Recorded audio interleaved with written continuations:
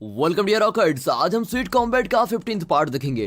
पहले के 14 पार्ट देखकर फिर इस वीडियो को देखेंगे, तभी इस वीडियो को समझ पाएंगे। तो पिछले पार्ट में हमने देखा कि फेंग्यू, मिंगटैन और उनके फ्रेंड्स ने थीम पार्क में किस तरह से एंजॉय किया। इस पार्ट की शुरुआत में मिंगटैन अपनी प्रैक्टिस कर रहा होता है। फेंग्यू बहुत दिनों बाद कॉलेज आई होती है। उसको देखकर सब बहुत ही खुश होते हैं कि फाइनली ये आ गई है।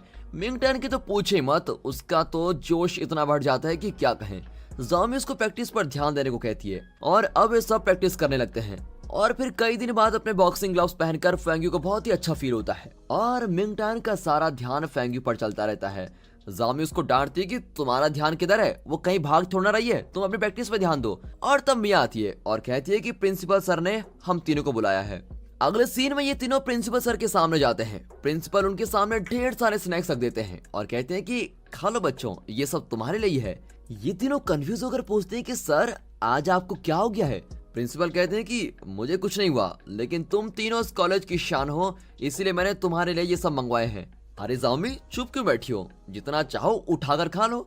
इस पर ज़ाओमी जल्दी से एक पैकेट फाड़ कर खाने लगती है। तब प्रिंसिपल कहते हैं कि खाने के अलावा तुम तीनों ने इस कॉलेज में किया ही क्या है। और ये सुनकर ज़ाओमी मुंह में डाला हुआ स्नैक निकालकर नीचे रख देती है। लेकिन फेंग्यून का मतलब समझ आती है और पूछती है कि क्या कोई इवेंट होने वाला है। हाँ, पास के एक स्टेट में एक MMA इवेंट होने वाला है, उसमें तुम तीनों को पार्टिसिपेट करना है। मिया कहते हैं कि यहाँ भी तो टूर्नामेंट शुरू होने वाला है। नहीं, तुम्हें उस इवेंट में जरूर जाना होगा, क्योंकि उस इवेंट के ऑर्गेनाइजर्स ने प्रॉमिस किया है कि वे हमारे कॉलेज को फंड देंगे। इतना ही नहीं, उस इवेंट में तुम तीनों को देखकर कई सारे नए बच्चे भी यहाँ आने की सोचेंगे और ये हमारा एक एडवर्टाइजमेंट का जरिया भी हो जाएगा। तुम लोग इसको अपनी वैकेशन ही समझो, तुम्हारे लिए स्पॉन्सर्स भी मैंने ढूंढ लिए हैं। और ये सुनकर तीनों मान जाती है।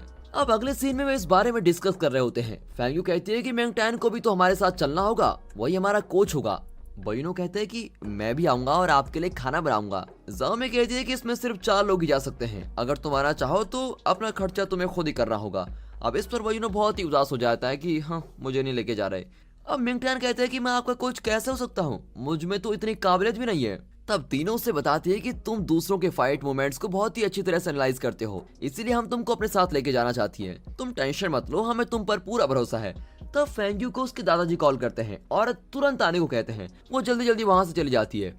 फेंग्यू अपनी कंपनी में पहुंचती है तो वहां दादाजी के साथ उनके फ्रेंड का बेटा शेबी होता है। अब दादाजी दोनों को अकेला छोड़कर किसी काम का बहाना करके चले जाते हैं। शेबी कहता है कि तुम्हारे दादाजी चाहते हैं हम दोनों एक दूसरे को पसंद करें, क्या कल रात तुम मेरे साथ डिनर पर चलोगी। अब इससे पहले वो अपना मुंह बंद करता फेंग्यू कह देती है कि मैं तो कल बिजी हूँ। तो फिर क्या तुम नहीं, मेरे पास बिल्कुल भी टाइम नहीं है। इस तरह वो हर बात पर टाइम नहीं है ये कहती रहती है। तब शेबी कहता है कि लगता है तुम मुझको इग्नोर कर रही हो, लेकिन अगर तुम्हारे दादाजी को पता चला कि तुम ऐसा कर रही हो तो वो बहुत ही परेशान होंगे। क्या मैं उन्हें बताकर परेशान करूं? फेंग्यू पूछती है कि क्या तुम मुझको धमकी दे रहे हो। नहीं, ऐसा नहीं है, लेकिन तुम्हारा बिहेवियर देखकर तुम्हारे दादाजी को दुख होगा। इस पर फेंग्यू कहती है कि तुम मुझे डिनर पे ले जाना चाहते हो ना, है ना? तो ठीक है, मैं चलूंगी, पर मुझे एक ऐसे रेस्टोरेंट में जाना है जहाँ का शेफ फ्रेंच हो लेकिन वो चाइनीज फूड बनाता हो। और अगर तुम्हें ऐसा रेस्टोरेंट मिल जाए तो मुझको बता देना, मैं चले जाऊंगी, लेकिन अभी के लिए गुड बाय, यहाँ से चले जाओ। ये कहकर फेंग्यू उसको भेज देती है। अब अगले दिन कॉलेज के बाद फेंग्यू को शेबी का कॉल आता है, लेकिन वो उसको इग्नोर कर देती है। ज़ाओमी कहती है कि तुम्हें इतनी नफरत किससे है, तुम कॉल अटेंड क्यों नहीं करती। फेंग्यू कहती है कि ये मेरा पर्सनल मामला है यार। अब ज़ाओमी जिद पकड़ लेती है कि फिर तो तुमको मुझको जरूर बताना पड़ेगा कि ये मामला है क्या। उसी वक्त शेबी कॉलेज के बाहर फेंग्यू का इंतजार कर रहा होता है। तब मिंगटैन बाहर आता है। शेबी को देखकर उसे उस दिन की याद आती है जब रेस्टोरेंट में वो फोन पर किसी को बता रहा था कि पापा की जिद की वजह से ही मैं फेंग्यू से बातचीत कर रहा हूँ, वरना ऐसी पागल लड़की से कौन बात करेगा। ये सब सोचकर मिंगटैन फेंग्यू को कॉल करने जाता है। तब शेबी उसको बुलाकर कहता है कि तुम्हारा चेहरा मुझको जाना पहचाना सा लग रहा है, क्या तुम फेंग्यू को जानते हो? वो इसी कॉलेज में पढ़ती है और बहुत ही फेमस बॉक्सर भी है। नहीं, मैं उनको नहीं जानता, यह कहकर मिंगटैन वहां से जाने लगता है। तब शेबी कहता है कि न जाने ये कैसा कॉलेज है और लड़कियों को फाइटिंग सीखने की क्या जरूरत है, और इस तरह वो अनाप शनाप बकरा होता है। तभी मिंगटैन लौट आता है और कहता है कि तुम मार्शल आर्ट्स को सिर्फ फाइट समझते हो, इसलिए तुम्हें उसकी खूबसूरती समझ में नहीं आती। अब शेबी गुस्से में मिंगटैन को कुछ कहने ही वाला होता है कि फेंग्यू और ज़ाओमी भी वहां जाती है। अब शेबी मिंगटैन को छोड़कर फेंग्यू से कहता है कि मैं तुम्हारे लिए बहुत देर से वेट कर रहा था। फेंग्यू कहते हैं कि मैंने तो तुमसे वेट करने को नहीं कहा था। ओह कोई बात नहीं, तुमने वेट करने को नहीं कहा था, लेकिन क्या तुम भूल गए कि फ्रेंच शेफ जो चाइनीज बनाता है, हाँ मैंने ऐसा शेफ रेडी कर लिया है। मैंने फ्रांस के एक बेहतरीन शेफ को बुलाया है और उसे चाइनीज बनाना भी सिखा दिया। ऊपर से मैंने तुम्हारे लिए एक अलग ही मेन्यू कार्ड रेडी भी कर दिया है। अब जाओमी चौंक कर कहती है कि यार तुम किस देश के राजा हो जो इतना कुछ कर सकते हो? फेंग्यू के लिए तुम इतना खर्च करने को भी तैयार हो? वाह। अब वो फेंग्यू को कहती है कि तब तो तुम्हें इसके साथ जरूर जाना होगा। इस पर फेंग्यू जाओमी को घूरती है। यार मुझे क्यों घूर रही हो? तुमने खुद उससे वादा किया था कि अगर तुम ऐसा कर लोगे तो मैं तुम्हारे साथ डिनर पर जाऊंगी, तो अब जाओ ना। और ये कहकर वो फेंग्यू को जबरदस्ती शेबी की कार में बिठा देती है। फिर वो मिंगटैन से पूछती है कि क्या तुम भी हमारे साथ चलोगे? वो मना कर देता है। अब शेबे पूछता है कि क्या आप इसको जानती हैं? जाओमी कहते हैं कि बहुत ही अच्छी तरह जानती हूँ, ये हमारा जूनियर तो है। और शेबी फिर मिंगटैन को घूरता हुआ कार लेकर चला जाता है। फेंग्यू को जाते हुए देखकर मिंगटैन बड़ा ही उदास होता है और वहां से चला जाता है। यहाँ रेस्टोरेंट में फेंग्यू के साथ जाओमी भी आई होती है। ऊपर से उसने अपने सारे फ्रेंड्स को भी इनवाइट किया होता है और कहती है कि सबको जितना खाना है खा लो यार, आज मौज करो, आज हमारे बिल शेबी ही भरेगा, इसलिए शर्मा मत, अपना ही रेस्टोरेंट समझकर खूब खाओ। अब ये सब देखकर शेबी जरा डगमगा जाता है कि ये हो क्या रहा है। जाओमी कहती है कि ये सब फेंग्यू के फ्रेंड्स हैं, उन्हें बुलाकर मैंने गलती तो नहीं की ना है? अब शेबी बनावटी मुस्कान के लिए कहता है कि नहीं नहीं नहीं, बिल्कुल सही किया तुमने, क्योंकि फेंग्यू की खुशी में ही मेरी खुशी है। अब यहाँ मिंगटैन अपनी पार्ट टाइम जॉब में होता है और फेंग्यू के बारे में ही सोच रहा होता है। इतने में मिया अपने क्लब के सारे स्टूडेंट्स को लेकर उसी रेस्टोरेंट में चले जाती है जहाँ शेबी फेंग्यू और जाओमी को लेके आया है। वो कहती है कि सुनो स्टूडेंट्स, आज तुम लोग कोई भी कॉस्टली डिश जितनी मर्जी जो चाहो खा लो, सारा फ्री में, सबका बिल हमारे शेबी भैया ही भरेंगे। अब तो शेबी की समझ में नहीं आता कि यहाँ हो क्या रहा है यार, मैं फंस गया।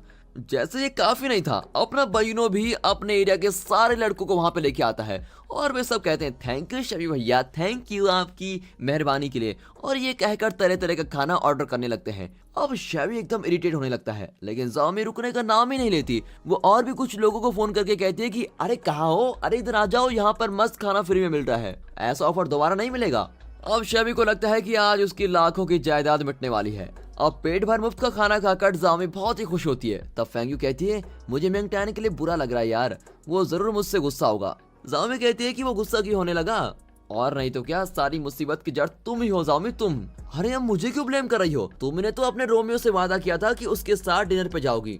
हाँ, लेकिन तुमने मुझको जबरदस्ती उसकी कार में बिठा दिया था और इस तरह इनकी लड़ाई चल रही होती है। और तब फेंग्यू बताती है कि एक दिन रेस्टोरेंट में मिंगटैन ने मेरे खातिर जानबूझकर शेबी के ऊपर वाइन गिरा दी थी और उसकी वजह से मिंगटैन को नौकरी से भी निकाल दिया गया था। अरे तो ये तुमने मुझको पहले क्यों नहीं बताया? अरे ये बहुत पहले हुआ था, इसलिए नहीं बताया। अगर वो तुम्हारे लिए अपनी नौकरी तक छोड़ने को तैयार हो गया था तो तभी तुमको समझ जाना चाहिए था कि वो तुमसे कितना प्यार करता है। अब फेंग्यू कहती है कि यार अब मैं क्या करूँ, कोई आइडिया तो दे दे। ठीक है, ध्यान से सुनो, अगर मिंगटैन तुम पर गुस्सा है इसका मतलब यह है कि वो तुम्हारी बहुत केयर करता है। वो जानता है कि तुम शेबी को पसंद नहीं करती। अब तुम उसी के साथ रेस्टोरेंट चली गई तो वो तुम पर जरूर गुस्सा होगा, लेकिन हम कल उसे इस बात के लिए टेस्ट करेंगे। पर मुझे लगता है कि गुस्सा होने के साथ साथ वो कल तुम्हें अपना लव प्रपोज भी कर देगा। अब यहाँ मिंगटैन सोच रहा होता है कि शेबी बहुत ही बुरा लड़का है, मुझे ये बात फेंग्यू को बता देनी चाहिए। अगले दिन कॉलेज में फेंग्यू प्रैक्टिस कर रही होती है। मिंगटैन वहां आता है और फेंग्यू से कुछ कहने जाता है। फेंग्यू भी कुछ एक्सपेक्ट नहीं कर रही होती है, लेकिन मिंगटैन चुपचाप वार्म अप करने लगता है। फेंग्यू फिर प्रैक्टिस में लग जाती है। इतने में जाओमी आकर मिंगटैन से कहती है कि कल तुम भी रेस्टोरेंट आए होते तो कितना अच्छा होता, वहाँ खाना बहुत ही टेस्टी था। फिर वो फेंग्यू से कहती है कि हमें चेक करना चाहिए कि क्या वो शेबी सच में तुमसे प्यार करता है कि नहीं। इस तरह फेंग्यू से पूछने के बहाने वो मिंगटैन को चिढ़ाकर चले जाती है। मिंगटैन अब भी चुप ही रहता है और फेंग्यू उम्मीद होकर वहां से जाने लगती है। एक मिनट रुकिए। मिंगटैन की आवाज को सुनकर फेंग्यू रुक जाती है, लेकिन फिर भी वो कुछ नहीं कहता। फेंग्यू पूछती है कि क्या तुम कुछ कहना चाहते हो? तब मिंगटैन कहता है कि क्या आपको शेबी पसंद है? फेंग्यू जरा सोचकर कहती है कि मैं ये तो नहीं कह सकती कि वो मुझको पसंद है, लेकिन मैं उससे नफरत भी नहीं करती। ये सुनकर मिंगटैन कहता है कि किसी भी हालत में आप उस पर भरोसा मत करना, वो आपको धोखा दे सकता है, वो आपको दिल से नहीं चाहता। आपको ऐसा कोई और जरूर मिल जाएगा जो आपको सच्चे दिल से चाहता है और आपका ख्याल भी रखेगा, और सच में आपको भी वो बहुत पसंद आएगा। इसीलिए आप जल्दी से कोई फैसला मत लीजिए। अब फेंग्यू पूछती है कि क्या तुम ऐसे किसी इंसान को जानते हो? लेकिन अब फिर से मिंगटैन चुप हो जाता है। अब फेंग्यू डायरेक्टली पूछ लेती है कि मैं जिसके बारे में सोच रही हूँ क्या तुम भी उसी के बारे में सोच रहे हो? मिंगटैन हाँ कहने जाता है, लेकिन तभी उसको कुछ याद आता है कि एक दिन फेंग्यू मिंगटैन के घर पर अपनी बोतल भूल आई थी और वो उसको लौटाने गया था। तो फेंग्यू ने जाओमी से कहा था कि मिंगटैन कभी मेरी बराबरी नहीं कर सकता, और अब ये सोचकर वो कहता है कि आपके सवाल का जवाब मैं नहीं जानता। हाँ, लेकिन इतना जानता हूँ कि शेबी वो इंसान नहीं है। आपको उस इंसान का इंतजार करना चाहिए जो आपके दिल को सच्चे से प्यार करे। आपको अपने लवर का इंतजार करना चाहिए। ये कहकर वो चला जाता है। फेंग्यू सोचती है कि लो इस बार भी अपना मुंह नहीं खोला इसने, बताओ यार। अगले सीन में जाओमी फेंग्यू को डांटती है कि अगर वो कुछ नहीं कह पाया तो तुम्हारे मुंह में क्या चने चब रहे थे? तुमने क्यों नहीं कहा कि मिंगटैन तुम ही वो इंसान हो जिससे मैं प्यार करती हूँ? और तभी मिंगटैन को वहां से जाते हुए देखकर जाओमी उसको बुलाती है। फेंग्यू उसको वार्न करती है, देख ले उसको कुछ मत बोलियो, कुछ मत बोलियो। हाँ ओके, नहीं बोलूंगी। तो मिंगटैन आता है। जाओमी कहती है कि इस कॉलेज में सिर्फ 2 लड़के पढ़ते हैं, इसलिए मैं तुमसे लड़कों के बारे में एक डाउट पूछना चाहती हूँ। एक्चुअली दूसरे कॉलेज में मेरी एक फ्रेंड है, उसे अपने जूनियर से प्यार है और लगता है जूनियर को भी मेरी फ्रेंड से प्यार है। तब मेरी फ्रेंड का दूसरा फ्रेंड जबरदस्ती उसे कॉलेज से लेके गया, लेकिन वो उतना अच्छा लड़का नहीं है। अब फेंग्यू अपनी आंखों से जाओमी को डांटती है कि इसके आगे मत बोल वरना मिंगटैन को पता चल जाएगा। लेकिन जाओमी रुकती नहीं और कहती है, तो अब तुम ही बताओ कि क्या उस जूनियर को मेरी फ्रेंड के लिए पॉजिटिव होना चाहिए या नहीं? तब फेंग्यू जाओमी को पंच करती है और जाओमी धड़ करके नीचे गिर जाती है। और तब फेंग्यू कहती है कि इसने कल रात कुछ ज्यादा ही खा लिया था, इसीलिए इसके ब्रेन में कुछ प्रॉब्लम आ गई है। और ये कहकर वो जाओमी को उठाकर वहां से भाग जाती है।